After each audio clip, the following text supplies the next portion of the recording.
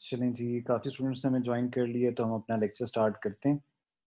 ठीक हो गया। अच्छा जी। अब हम ज़रा एप्लीकेशंस ऑफ पब्लिक इंफ्रास्ट्रक्चर को देख लेते हैं। अच्छा जी, यहाँ पर हमारे पास जो पहली एप्लीकेशन है, इसके ज़रिए हम एन्क्रिप्शन और डिक्रिप्शन कर सकते हैं। The sender encrypts the message with the recipient publicly, जो अभी हम काफ़ी चीज़ें दफ़ा डिस्कस कर चुके हैं, तो अब इसमें हमें कोई कन्फ्यूजन नहीं होनी चाहिए।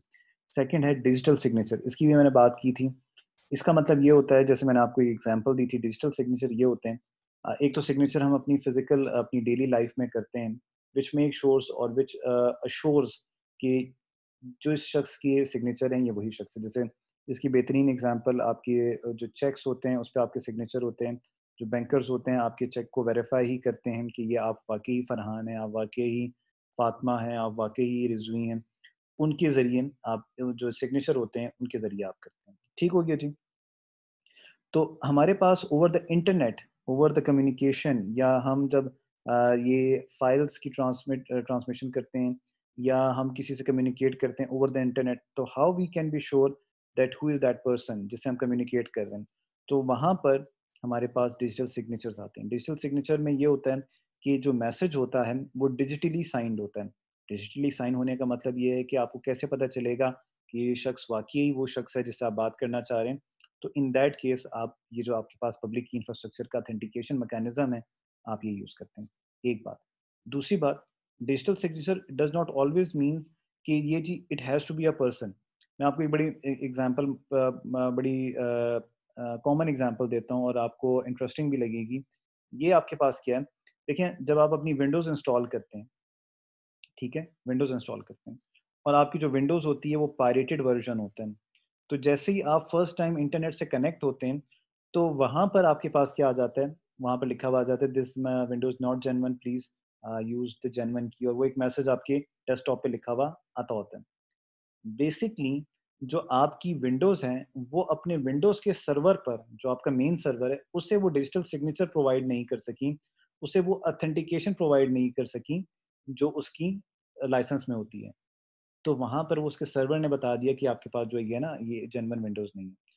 तो इस तरह के ये सिस्टम्स भी ऑटोमैटिकली करते हैं, ज़रूरी नहीं है कि वे लोग ही आपस में बात करें तो उसकी हम वेरिफ़िकेशन के लिए सिग्नेचर यूज़ करें। सॉफ्टवेयर्स भी, इसमें सर्टिफ़िकेट्स वग़ैरह आ जाते हैं, वो भी यही मैकेनिज़्म यूज़ करते हैं। इसमें अगर किसी को कन्फ्यूज़न है इसका एक्सप्लेनेशन में, तो बेटे प्लीज़ रेज़ योर हैंड। अच्छा, थर्ड एप्लीकेशन हमारे पास है की एक्सचेंज। हम पब्लिक इंफ्रास्ट्रक्चर इंफ्रास्ट्रक्चर को यूज़ करके हम जो हमारे पास मुख्तलिफ़ किस्म के सेशंस होते हैं, ठीक है? सेशंस का मतलब ये होता है कि जो हमारे पास सर्वर से कम्युनिकेशन होती होती है, मल्टीपल हमारे पास सेशंस होते हैं कम्युनिकेशन के, उसके लिए भी हम जो की ट्रांसमिट करते हैं उसके हम पब्लिक इंफ्रास्ट्रक्चर के ज़रिए भी कर सकते हैं। यानी अगर मेरे पास कहीं सेशन में सिमेट्रिक एन्क्रिप्शन भी हो रही है, तो मैं सिमेट्रिक की जो हमारे पास एक इशू था कि हम कैसे जी वो की को ट्रांसमिट करें, तो हम पब्लिक की को इस्तेमाल करते हुए सिमेट्रिक एन्क्रिप्शन के लिए भी वो की को ट्रांसमिट हम कर सकते हैं। अच्छा जी, ये हमारे पास हो गया। हम तो दीज़ आर द एप्लीकेशंस जो हमें पता होनी चाहिए कि हम हमारे पास जो पब्लिक की इंफ्रास्ट्रक्चर है वो एक नहीं बल्कि बहुत सारी हमें एप्लीकेशंस भी प्रोवाइड करता है। In comparison to the symmetric encryption, वो हमें सिर्फ क्या देती है, वो हमें सिर्फ़ और सिर्फ़ सिक्योरिटी प्रोवाइड करती है। अ, लेकिन यहाँ पर हमें ये मुख्तलिफ़ किस्म की और भी फ़ीचर्स प्रोवाइड करते हैं। ठीक हो गया जी? अच्छा, अ, 1 minute.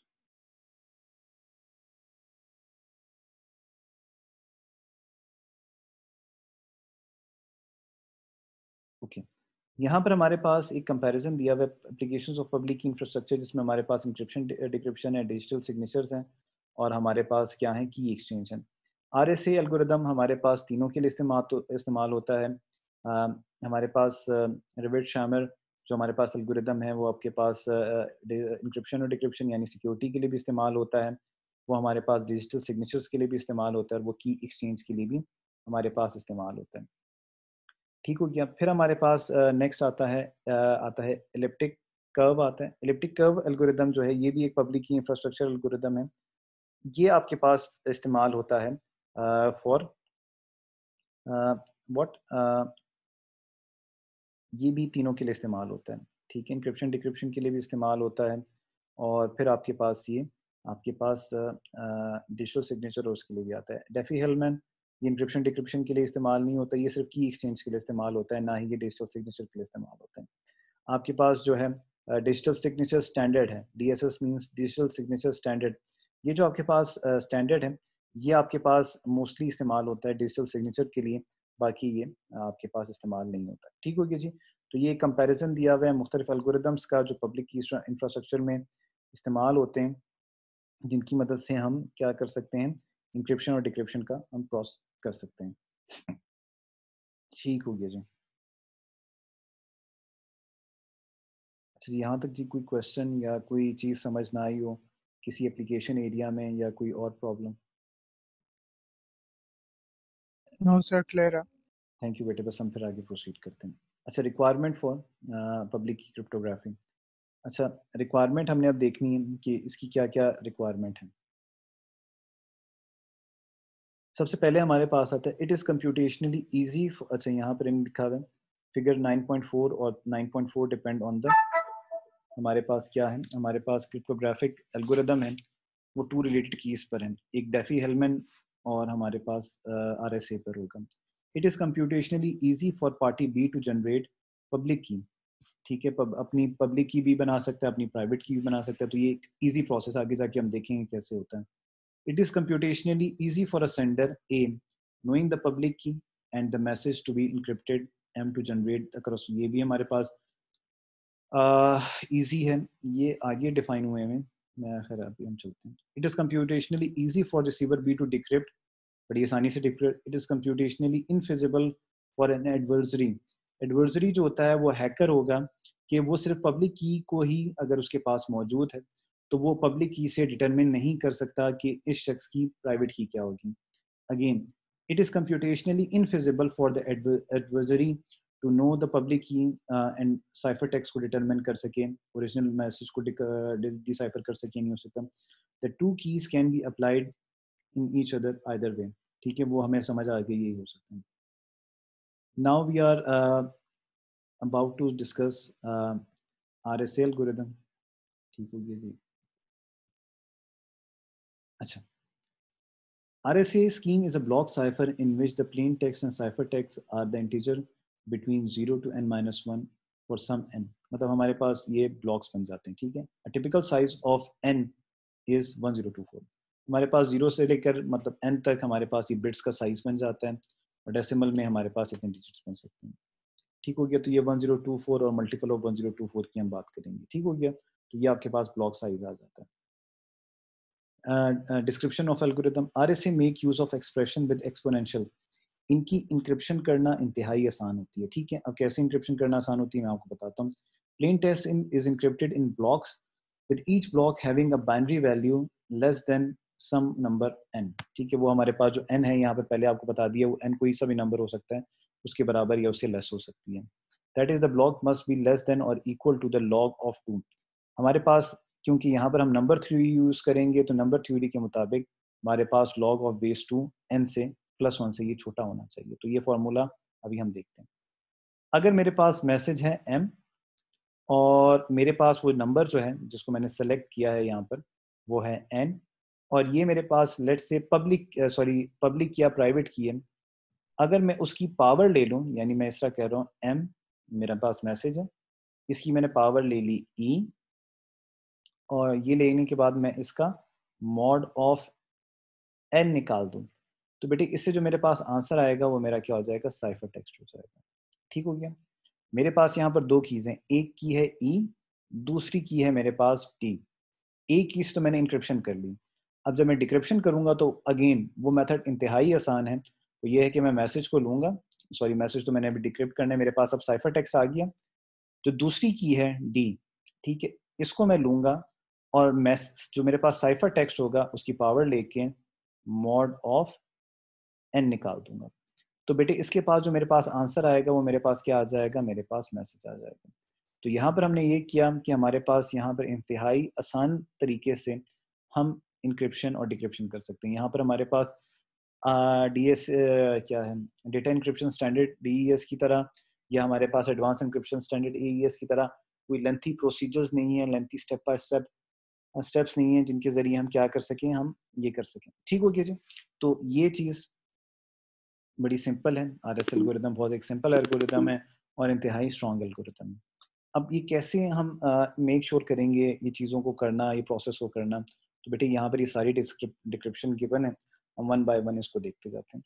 Both sender and receiver must know the value of n. यहाँ पर एक चीज़ जो है हमारे पास वैल्यू ऑफ एन का पता होना चाहिए। The sender knows the value of e and only the receiver knows the value of t. ये वही है कि पब्लिक की जो है वो तो सेंडर को पता होगी, ई मेरे पास पब्लिक की है, और जो मेरे पास प्राइवेट की है वो डी सिर्फ रिसीवर को पता होगी। दस दिस इज पब्लिक की इंक्रिप्शन एल्गोरिदम विद पब्लिक की, ये आपको समझ आ गई। ई एन होगा और जो प्राइवेट की होगी वो डी एन होगी। ठीक हो गया, तो ये आपके पास पता होना चाहिए। एन दोनों में कॉमन है, एन दोनों को पता होना चाहिए, लेकिन जो ई है वो सारों को पता हो सकता है, लेकिन डी जो है वो इट इज प्राइवेट की, सिर्फ मुझे पता होनी चाहिए और नहीं हो सकती। ठीक है किसी को। It is possible to find the value of e d n such that m d e. हमारे पास ये कुछ फॉर्मूलाज हैं, ये हमने मेक श्योर करने हैं कि ऐसे ही काम करें। अच्छा, हमारे पास अब जरा हम चलते हैं, हमारे पास इन चीज़ों पे मैं बाद में आता हूँ। पहले मैं आपको ज़रा ये कुछ स्टेप्स हैं RS एल्गोरिदम के। RS एल्गोरिदम की जो ये स्कीम है, इसके ज़रिए हम बेसिकली क्या करने लगे हैं, इसके ज़रिए हम पब्लिक और प्राइवेट की का जो पेयर है वो जनरेट करने लगे हैं। हम देखते हैं। अच्छा, हमने दो नंबर्स सेलेक्ट करने हैं। अच्छा बेटे, यहाँ पर अगर कहीं पर भी आपको कोई चीज़ समझ ना आए तो बेटे आपने ज़रूर पूछना है, और इसमें कोई कन्फ्यूजन हो तो आपने हैंड रेस करके ज़रूर पूछना है, और क्योंकि ये इंपॉर्टेंट है, मैथमेटिकल चीज़ें, तो इसमें कोई चीज़ स्किप ना हो जाए। हमने क्या करना है, हमने दो प्राइम नंबर सेलेक्ट करने हैं। ठीक है, वो दो प्राइम नंबर्स कोई से भी प्राइम नंबर्स हो सकते हैं। प्राइम नंबर का आपको पता ही है, जो अपने पे डिवाइड होते हैं और वन पे डिवाइड होते हैं। तो P and Q are two prime numbers. ठीक है, हमने दो कोई से भी प्राइम नंबर हमने सेलेक्ट कर लिए। ठीक है, फिर हमने क्या करना है, हमने उनका n वैल्यू कैलकुलेट करनी है। n वैल्यू कैलकुलेट करना बड़ा ही सिंपल है, आप p और q को मल्टीप्लाई कर दें तो आपके पास जो वैल्यू आएगी हम उसे कह देंगे n। तो जैसे यहाँ पर हम बात कर रहे थे ना, ये n, ये वाला n, ये जो हम कह रहे थे कि जी ये n पता होना चाहिए, तो ये उस n की कैलकुलेशन की बात कर रहे हैं। ठीक हो गया। फिर हमने क्या करना है, हमारे पास ग्रेटेस्ट कॉमन डिवाइजर आपने निकालना है। ठीक हो गया, ग्रेटेस्ट कॉमन डिवाइजर। ओके, उसको आप कैसे निकालेंगे, उसको आप निकालेंगे यहाँ पर विद GCD। आप क्या करेंगे कि जो आपके पास फंक्शन ऑफ n होगा, फंक्शन ऑफ n जो है यहाँ पर आप सिंपली n कर दें। ठीक है, ये बेसिकली फंक्शन ऑफ n जो होता है ना, ये बेसिकली यहाँ पर ये फाई ऑफ n है, और कुछ चीज़ें मिसिंग है। ये आपके पास फाई ऑफ n जो होता है ये basically it is equal to p। बेटे एक मिनट, ये कौन है, मैं एक मिनट। हाँ जी जी बेटे, बोलें बोलें आप। सर ये फाई है ना या पाई है? ये वो खैर है, अब मुझे ये मेरे ख्याल से फाई है, आप वो कोई भी यूज़ कर सकते हैं। मैथमेटिक्स नहीं है तो मेरी भी मैथमेटिक्स इतनी अच्छी नहीं है, लेकिन ये है ये चीज़। ठीक है, ये फाई है। अच्छा, लेकिन मैं आपको फॉर्मूला सर बस वो, जी यस सर बस वो आपके बात से कट गई थी तो मुझे लगा आप कह रहे हैं पाई है। ठीक है।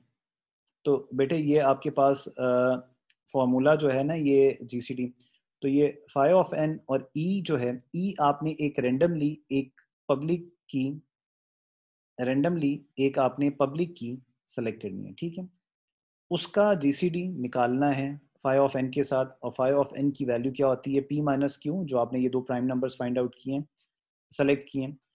उसका अगर आपके पास GCD 1 आएगा तो आपने यहाँ पर पब्लिक की क्या कर लेनी है, सेलेक्ट कर लेनी है। पब्लिक की आपने क्या कर लेनी है, सेलेक्ट कर लेनी है। ठीक हो गया, मैं दोबारा बता रहा हूँ, इसमें RSA में आपके पास स्टेप्स आ रहे हैं। पहले स्टेप में आपने क्या करना है, आपने दो प्राइम नंबर सेलेक्ट करने हैं। दूसरे स्टेप में आपने उसकी वैल्यू n निकालनी है। n फाइंड आउट करना इंतहाई आसान है, मल्टीप्लाई करके जो भी आपके पास वैल्यू आएगी। फिर आपने फाई ऑफ n निकालना है। फाई ऑफ n आपके पास p माइनस वन, जो ये प्राइम नंबर पहले हम उसको माइनस करेंगे, फिर q ऑफ n है, ये f ऑफ n नहीं है, फाई ऑफ n है। ठीक है। अच्छा, अब जब आप इसको इसका निकाल लेंगे फाई ऑफ एन, तो ई एक आपके पास आप कोई एक रैंडमली एक पब्लिक की को सेलेक्ट करेंगे, और पब्लिक की को सेलेक्ट करने के बाद फिर आप क्या करेंगे, उसको क्या करेंगे आप उसकी जीसीडी निकालेंगे, और जीसीडी निकालने के बाद आप उसका अगर जीसीडी 1 आता है तो आप उसको सेलेक्ट कर लेंगे एज अ पब्लिक की। आपके पास साथ साथ ये कंडीशन भी ट्रू होनी चाहिए कि जो आपकी पब्लिक की है it should be greater than 1 and it should be less than 5 of n, ये कंडीशन आपके पास लाजमी होनी चाहिए। ठीक हो गया जी। अच्छा, और फिर आपने प्राइवेट की, अब आपने पब्लिक की तो सेलेक्ट कर ली है, प्राइवेट की जब आप कंप्यूट करेंगे उसके लिए ये फार्मूला आप सेटिस्फाई करेंगे। इस फार्मूले को मैं एक्सप्लेन करता हूँ आगे जाके, जहाँ पर हमारे पास एक एग्जांपल हुई हुई है, इस एग्जांपल की मैं बात कर रहा हूँ। जी जी बेटे आप बोलें। जी बोलें। जी सर वो जो जीसीडी वाला फॉर्मूला, एक तो हमने फाइव एन का निकाल लिया, और कॉमा ई, यानी फाइव एन का अलग जीसीडी होगा और ई का अलग जीसीडी होगा, नहीं ये है ना? नहीं नहीं, इन दोनों को एक साथ निकालेंगे आप। ठीक हो गया सर। हाँ, वो आपने एक साथ निकालने हैं, उसमें जो आपके पास वो आएगा ना जीसीडी, वो दोनों का 1 होना चाहिए। ठीक हो गया सर, थैंक यू। अच्छा यहाँ पर ठीक हो गया, चलें अब हम ज़रा यहाँ पर एग्जांपल करते हैं। ठीक है, यहाँ पर बल्कि बेहतर तरीके से लिखा है, वहाँ पर थोड़ी सी कन्फ्यूजन आ रही थी। हमने दो नंबर पी और क्यू सेलेक्ट कर लिए, हमने एन कैलकुलेट कर लिया, हमने फाई ऑफ एन कैलकुलेट कर लिया, हमने एक पब्लिक की ई हमने सेलेक्ट कर ली। अच्छा, उसमें आपके पास जो जीसीडी है ई और फाई ऑफ एन का निकाला, it should be equal to 1, लेकिन ई की जो वैल्यू है it should be it should be less, it should be greater than 1, और इसकी वैल्यू फाई ऑफ एन से क्या होनी चाहिए, लेस होनी चाहिए।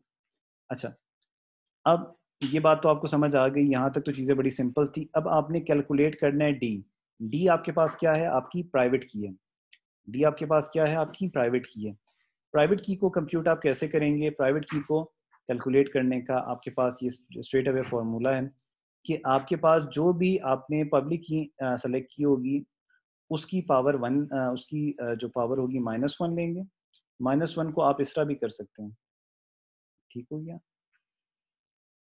ठीक हो गया, और यहाँ पर आपके पास mod of phi of n आ जाएगा। ठीक हो गया।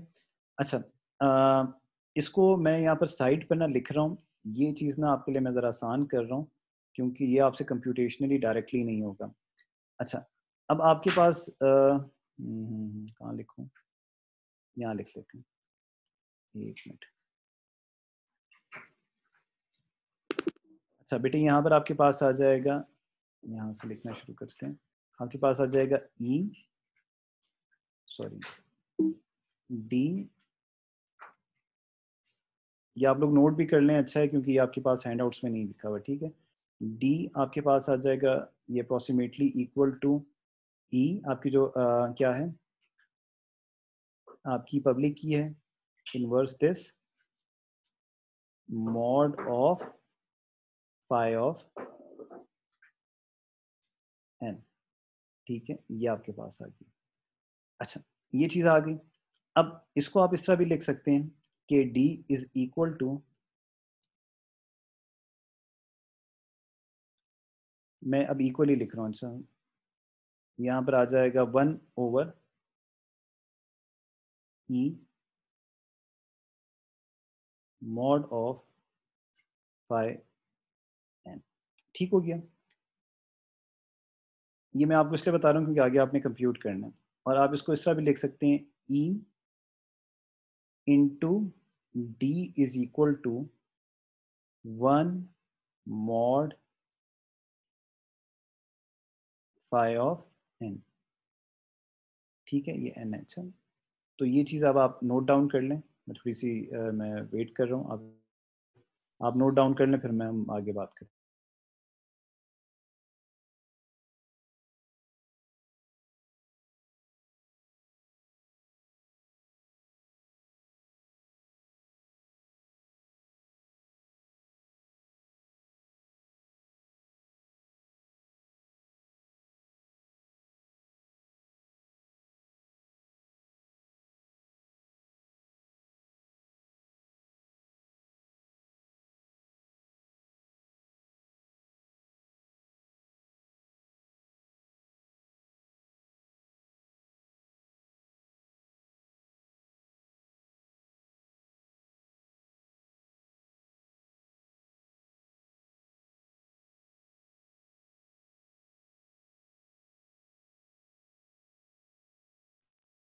अच्छा बेटा, आप लोगों ने नोट डाउन कर लिया होगा, ठीक है।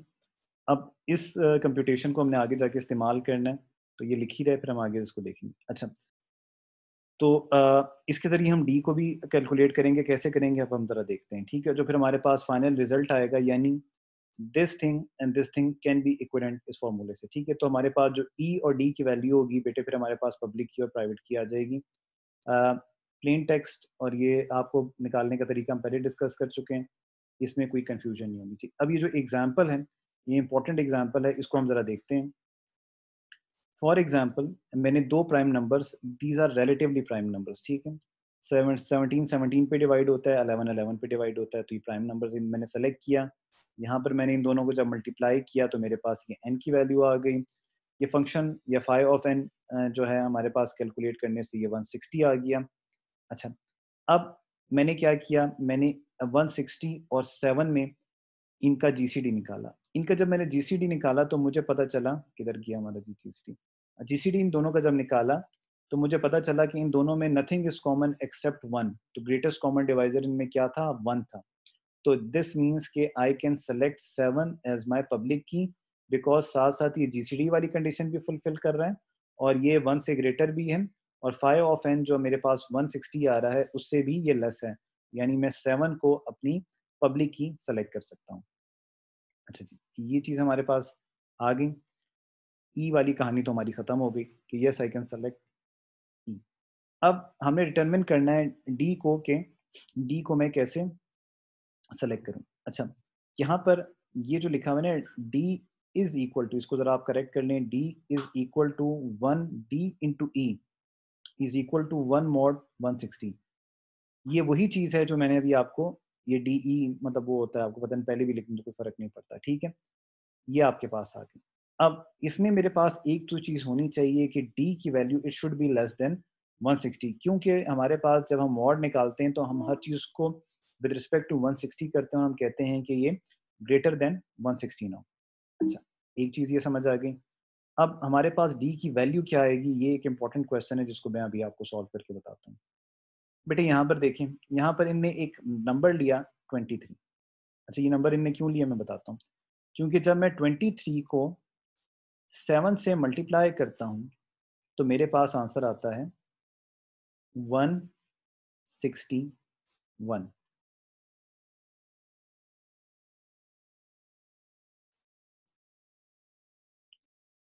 चलें जी, बस जैसे भी 6 लिखा जा रहा है 161 आता है, ठीक हो गया। और अगर मैं 161 का मॉड ऑफ 160 लूँ तो इसका बेटे रिमाइंडर क्या आएगा, 1 आएगा। 1 आएगा ना, रिमाइंडर 1 आएगा। तो दिस मीन्स कि मेरे पास ये एक कॉम्बिनेशन हो गया। अच्छा, अब मैं ज़रा जाता हूँ यहाँ पर। अगर मैं यहाँ पर 1 मॉड 160 लूँ तो आप में से कोई बता सकता है इसका आंसर क्या आएगा। इसका आंसर आएगा, कोई जी, एनी एनी वॉलंटियर्स, इसका आंसर क्या आएगा। जोया आप बताएंगी बेटे। अच्छा, किसी को नहीं पता इसका आंसर क्या आएगा। बेटे छोटे नंबर को जब भी हम मॉड लेते हैं तो मैंने आपको बताया था ना, तो वो 1 वही वैल्यू आएगा। आ जाती है। तो यहाँ पर आपका आंसर आ जाएगा 1। तो ये मैंने आपके पास फॉर्मूला इसलिए डिराइव किया हुआ था कि ई ई डॉट डी से भी मेरे पास 1 आएगा, और मेरे पास यहाँ पर ये जो आपके पास फॉर्मूला है 161 मॉड ई, इससे भी मेरे पास क्या आएगा, 1 ही आएगा। तो जब दोनों की राइट हैंड साइड बराबर होगी तो मैं इन तीनों को इक्वल कर सकता हूँ। दिस मीन्स कि डी मेरे पास क्या हो गया, इट कैन बी 23, क्योंकि उधर से भी 1 आ रहा है मेरे पास और इधर से भी 1 आ रहा है, तो मैं दोनों साइड्स को इक्वल कर सकता हूँ। तो दिस मीन्स मेरे पास ई क्या हो जाएगा, ई मेरे पास क्या हो जाएगा बेटे, 23 हो जाएगा। इस चीज को, इस चीज की किस किस को समझ नहीं आई, हाथ खड़ा करें। माशाल्लाह आ गई सारों को। अच्छा, अली को नहीं आई, अदीना को नहीं आई, बाकी सारों को आ गई। चलिए अब ठीक है, ठीक है, ठीक है, बहुत हो गया, ठीक है, सारों को नहीं आई, समझ आ गई। अच्छा जी, मैं दोबारा इसको ना कोशिश करता हूँ लिख के यहाँ पर आपको सॉल्व करूँ। अच्छा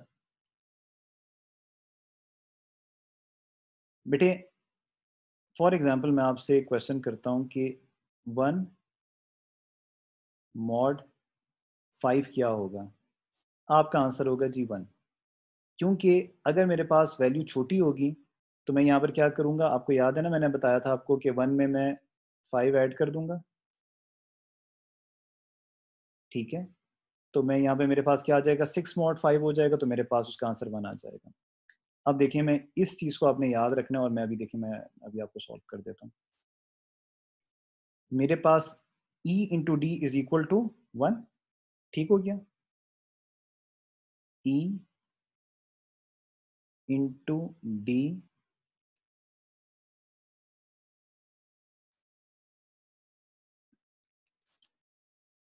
सर डी कैपिटल लिखना है।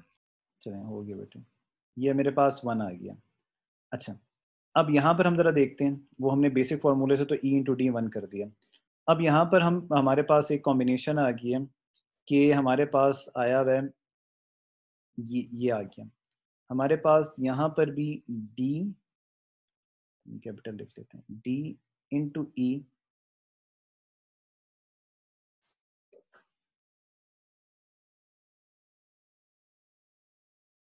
इज इक्वल टू क्या आ जाएगा बेटे, 1 मॉड क्या आ जाएगा, 160 आ जाएगा ना, हमने वैल्यूज डाल दी हैं,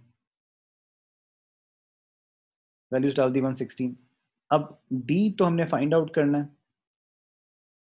अच्छा, अब मेरे पास कोई ऐसा कॉम्बिनेशन होना चाहिए, ठीक है, मेरे पास कोई ऐसा कॉम्बिनेशन होना चाहिए जो मुझे 161 पे ले जाए।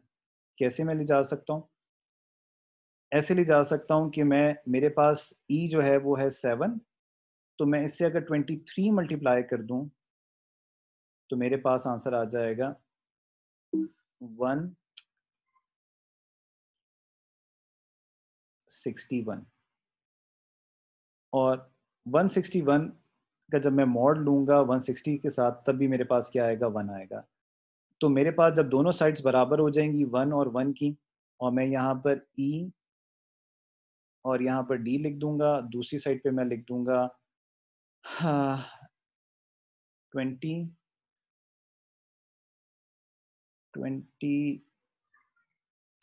और यहाँ पर मैं ई लिख दूंगा। तो बेटे दोनों साइड्स इक्वल हैं, तो ये ई ई कैंसिल हो जाएगा, तो मेरे पास डी की वैल्यू क्या आ जाएगी, 23। ये बेसिक मैथमेटिक्स है। अच्छा, मेरी कोशिश ये होगी ना बेटे, अगर आपको यहाँ पर समझ नहीं आई तो मैं आपको ना एक अपनी हैंड रिटन में ना मैं पीडीएफ बना के आप लोगों को सेंड कर दूंगा, तो वो आपको समझ आ जाएगी। अगर अभी यहाँ पर आपको समझ नहीं आ रही तो इसको हम देख लेंगे। सही हो गया? अच्छा, तो हमारे पास इस फॉर्मूले के बेस पर हमारे पास डी की वैल्यू क्या आती है, 23 आती है, और ई की वैल्यू मेरे पास क्या आती है, 7 आती है। ठीक हो गया? अब मेरे पास डी की वैल्यू मेरे पास 23 आ गई, ई की वैल्यू मेरे पास 7 आ गई है। ठीक है, यहाँ पर वैसे ये लिखा हुआ भी है, उसी फॉर्मूले के तहत हम ये कर सकते हैं, लेकिन एनी हाउ मैं इसको सॉल्व करके आपको सेंड कर दूंगा। तो मेरे पास n की वैल्यू क्या है, 187। आपको याद होगा हमने कहा था कि मेरे पास जो पब्लिक की का पेयर होगा, यहाँ पर हमने कहा था वो ई ऑफ एन होगा, और प्राइवेट की का डी ऑफ एन होगा। n की वैल्यू हमने फाइंड आउट की हुई है, n की वैल्यू हमारे पास क्या आ रही है, 87 आ रही है। तो ये मेरे पास पब्लिक की बन गई और ये मेरे पास प्राइवेट की बन गई। अब मेरे पास एक साइफर टेक्स्ट आता है, और वो साइफर टेक्स्ट है 88। वो साइफर टेक्स्ट मेरे पास 88 है। तो मैं सॉरी मैसेज है मेरे पास 88। अगर मैं इसको साइफर टेक्स्ट में कन्वर्ट करना चाहूँगा तो मैं 88 लूँगा, इसकी पावर 7 लूँगा, और इसका मैं मॉड निकाल लूँगा 187 का। जब मैं इसका मॉड निकाल दूंगा 187, जो इसका रिजल्ट आएगा उसको मैं कंसिडर करूंगा मेरा साइफर टेक्स्ट। अब यहाँ पर नीचे एग्जांपल सॉल्व हुई भी है ये जी। अच्छा, अब यहाँ पर जब हम इंक्रिप्शन करते होंगे ना बेटे, तो आपने यहाँ पर एक चीज़ का ख्याल रखना है। हमने एक चीज़ का ये ख्याल रखना है कि हमारे पास जो है 88 rays power 7, it is a very big number. तो उस बिग नंबर को जब आप कंप्यूट करते हैं तो मोस्टली सिंपल कैलकुलेटर्स पे तो वो आपको ना आपको सही आंसर नहीं देता। तो आप इस पावर को क्या कर सकते हैं, ब्रेकअप भी कर सकते हैं। जैसे ये आपके पास पावर 4 है, तो आप 7 है, तो आपने यहाँ पर क्या कर दिया, एक 4 कर दिया, एक 2 कर दिया, एक 1 कर दिया, तो इन सारों की पावर्स को ऐड अप करें तो 7 आता है। तो यहाँ पर अगर आपका एक इन अ सिंगल गो आप एक बड़ी कंप्यूटेशन नहीं कर सकते, तो आप क्या करें, इसको छोटी-छोटी पावर्स में ब्रेक कर दें और फिर अलग-अलग करके उनको मल्टीप्लाई करके जब आप उसका फाइनली मॉड लेंगे, तो आपके पास एन्क्रिप्शन आ जाएगी। जी बेटे, बोलें। सर मुझे एक चीज़ नहीं समझ आई इस वाली चीज़ के अंदर, पावर ब्रेकिंग तो समझ आ गई, लेकिन ये एक्स्ट्रा मॉड 187 क्यों लिखा हुआ है, ये नहीं समझ आया। हाँ, एक्स्ट्रा मॉड 187 हमने इसलिए लिखा हुआ है कि देखिए मॉड का मतलब ये होता है, हम इसे ना साइक्लिक इसको हम नाम मैं भूल गया, इसको हम साइक्लिक मैथमेटिक्स कहते हैं। इसमें जो हमारा मॉड होता है ना, जो हमारी वैल्यू n होती है, हमारे पास आंसर जो होता है उस n से बड़ा नहीं आ सकता। ठीक है? तो अगर आप यहाँ से लेकर यहाँ तक जब कंप्यूटेशन करेंगे ना, इसका आंसर आएगा 187 से कम आएगा, इसका आंसर 187 से आएगा, इसका आंसर भी 187 से आएगा। लेकिन जब आप तीनों को मल्टीप्लाई करेंगे तो इनका आंसर 187 से एक्सीड कर जाएगा, बिकॉज़ ये तीनों मल्टीप्लाई हो रहे हैं। तो अगेन उनको 187 की रेंज में लाना, 187 की साइकिल में लेके आना, उसके लिए हमने एक्स्ट्रा मॉड लिखा था। तो ये उसकी रीज़न है। सर और अगर हम सिर्फ 88 raise to power 4 multiply 88 raise to power 2 multiply 88 raise to power 1 mod 187 करें, फिर भी आंसर सेम होगा या नहीं, क्या वो होगा? फ़र्क आएगा। ठीक हो गया सर। ठीक हो गया? तो बेटे जब आप इसको तमाम को प्रोसेस कर लेंगे, तो आपके पास यहाँ पर अगेन ये थोड़ा-सा ना मिसिंग है इसमें, इन हैंडआउट्स में। जब आप इसको प्रोसेस करेंगे ना, ये सारे को मल्टीप्लाई करके 88, 77, 132, इसको फाइनली प्रोसेस करेंगे, आपको नज़र आ रहे हैं यहाँ पर एक लाइन्स कुछ वो हुई हुई हैं, मिसप्रिंट हुई हुई हैं। तो यहाँ पर आपके पास जो टेक्स्ट आ जाएगा वो क्या आ जाएगा, 11 आ जाएगा। ठीक हो जाएगा? 11 आपके पास क्या हो गया, साइफर टेक्स्ट। अब जब आप इसकी डिक्रिप्शन करेंगे, तो मेरी पब्लिक की जो है ना, प्राइवेट की, वो 23 है। अब 11 raise to power 23 it's a very big number. आप इसको जब कंप्यूट करेंगे, तो वो आपके इवन कैलकुलेटर में भी नहीं आता, ठीक है? वो एक्सीड कर जाता है। तो उसके लिए आप क्या करेंगे, अगेन वही फ़ॉर्मूला यूज़ करेंगे। अच्छा, मैं आपको बड़ा सिंपल सा फ़ॉर्मूला बताता हूँ, आपकी कंप्यूटेशन आसान हो जाएगी। यहाँ पर तो इनने पावर्स को मुख्तलिफ नंबर्स में किया हुआ है ना, 1, 2, 4। आप कोशिश करें कि फॉर एग्ज़ाम्पल अगर मैं आपकी जगह होता तो मैं इसमें ना इनको सारों की पावर 4 कर देता। 4, 4, 4 और लास्ट को 3 कर देता। तो मेरे पास कितने हो जाते? 4 4 आ जाते और एक 3 आ जाता, तो वो 23 बन जाता। ठीक हो गया जी? तो वो कंप्यूटेशन और आसान हो जाती। अब इन सारों को जब आप कंप्यूट करते हैं और आप सारों को मल्टीप्लाई करते हैं और फिर फाइनली मॉड लेंगे, तो ये आंसर 88 दोबारा आ जाएगा। तो जैसे यहाँ पे बड़ा अच्छी तरह इन्हें इस डायग्राम में बताया गया है कि 88 पावर 7 मॉड लिया तो मेरे पास 11 आया। इस 11 को एज़ अ साइफर टेक्स्ट मैंने भेज दिया और जब डेस्टिनेशन पे पहुँचा तो मैंने अपनी अपनी मैंने क्या किया, अपनी प्राइवेट की को इस्तेमाल करते हुए डिक्रिप्ट किया, तो मेरे पास दोबारा 88 आ गया। तो RSA algorithm is one of the most simplest algorithm. However इसमें जो की पॉइंट है वो ये है कि जब आप अपनी पब्लिक और प्राइवेट की को जनरेट करते होते हैं, तो उसमें आपने तमाम स्टेप्स का ख्याल रखना है। सिर्फ वो एक की पॉइंट है, बाकी जो इसकी इंक्रिप्शन और डिक्रिप्शन है वो बहुत सिंपल है। आपने आरएसए को भी देखा, सॉरी आपने डेटा इंक्रिप्शन स्टैंडर्ड को भी देखा, आपने एडवांस इंक्रिप्शन स्टैंडर्ड को भी देखा, लेकिन यहाँ पर जब आप इसकी बात करते हैं तो यहाँ पर आपने बड़ी आसानी से इस चीज़ को देखा और आपने बड़ी आसानी से इसको इनक्रिप्ट और डिक्रिप्ट कर लिया। ठीक हो गया? यहाँ पर आपके पास एक सेकंड एग्जांपल है, ठीक है? इसको आप देख लें। इसमें अगर आपकी कोई इश्यू है, कोई प्रॉब्लम है, तो हम डिस्कस कर सकते हैं। और डेफ़ी-हेल्मन जो है ये भी एक एल्गोरिदम है। इसमें सच कोई इतनी कमाल बात नहीं है, लेकिन अभी हमारे पास चूँकि टाइम ख़त्म हो गया है, हमारे पास हम जितना टाइम है इसमें हम इसे डिस्कस नहीं कर सकते। तो ये जो सेकंड एग्जांपल है आप इसको भी देख लें और जो डेफ़ी-हेल्मन है इसको भी आप देख लें। मेरी कोशिश ये होगी जो हम नेक्स्ट क्लास करें उसमें पहले हम इन दोनों को डिस्कस कर लें, फिर हम आगे चलें। अच्छा बेटे, अभी हमारे पास तकरीबन 4 मिनट का टाइम है, तो आप लोग मुझे हैंड रेज़ करके बताएँ आज के लेक्चर में क्या-क्या चीज़ समझ आपको नहीं आई?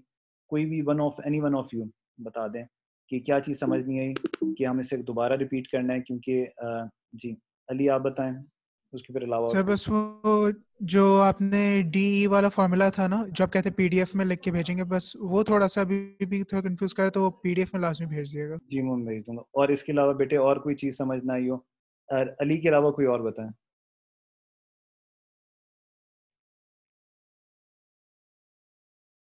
जी कोई नहीं, सारों को समझ आई है। हसन आपको समझ आई है? Yes sir. माशाल्लाह, वेरी गुड। चलें ठीक हो गया जी। आज का लेक्चर फिर यहाँ पर हम ख़त्म करते हैं, और फिर मैं जो आपको मैंने कहा है, मैं उसको कोशिश करूँगा कि मैं हैंड रिटन या उसे टाइप फॉर्म में जैसे भी सूटेबल हुआ मैं आपको सेंड कर दूँगा, ताकि क्लियरली वो जो डेरिवेशन है वो आप उसको आसानी से देख के समझ सकें, ठीक है? और फिर जो हमारी नेक्स्ट क्लास होगी पहले उसको डिस्कस कर लेंगे, और फिर ये जो ये एल्गोरिदम रहेगी इसको डिस्कस कर लेंगे, और फिर हम नेक्स्ट लेक्चर को स्टार्ट करेंगे। Okay students, have a good day, take care. Okay sir, अल्लाह हाफिज़। अल्लाह हाफिज़ सर। अल्लाह हाफिज़ जी, अल्लाह हाफिज़। अल्लाह हाफिज। अल्लाह हाफिज़ बेटा।